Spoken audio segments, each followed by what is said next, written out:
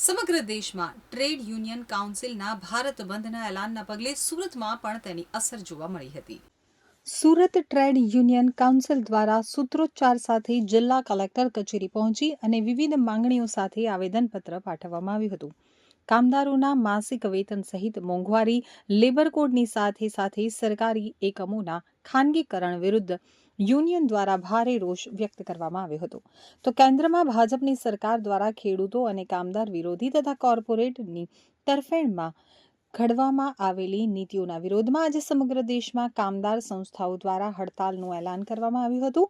સુરત ખાતે પણ trade union કાઉન્સિલના સભ્યો દ્વારા હડતાલમાં જોડાવાની સાથે જિલ્લા કલેક્ટર કચેરી સુધી મોરચો નીકાળી અને સૂત્રોચ્ચાર સાથે કેન્દ્રની નીતિઓની ઝાટકણી કાઢવામાં આવી હતી।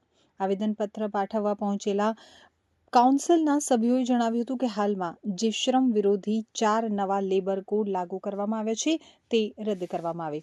આ સિવાય જીઆઈસી, એલઆઈસી, બીએલએનએલ જેવા જાહેર સાહસોના ખાનગીકરણ મુદ્દે પણ વિરોધ વ્યક્ત કરવામાં આવ્યો હતો। વધુમાં કામદારોને ઓછામાં ઓછું લઘુત્તમ વેતન માસિક 29,000 રૂપિયા કરવામાં આવે તેવી પણ માંગણી કરવામાં આવી હતી।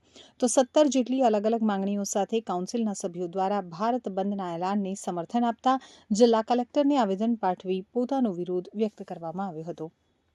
સમગ્ર દેશમાં ટ્રેડ યુનિયન કાઉન્સિલ દ્વારા ભારત બંધના એલાનને પગલે સુરતમાં હડતાલની અસર જોવા મળી હતી અને પોસ્ટ ઓફિસથી માંડી અને બેંકોમાં હડતાલને પગલે કામકાજની વિપરીત અસર જોવા મળી હતી। આપનો પરિચય ને શું રજૂઆત લઈને આવ્યો? હું સુરત ટ્રેડ યુનિયન કાઉન્સિલનો પ્રેસિડેન્ટ એડવોકેટ વિજય શેનમારે સેન્ટ્રલ ટ્રેડ યુનિયન એઆઈટીસી સાથે પણ સંકળાયેલો છું।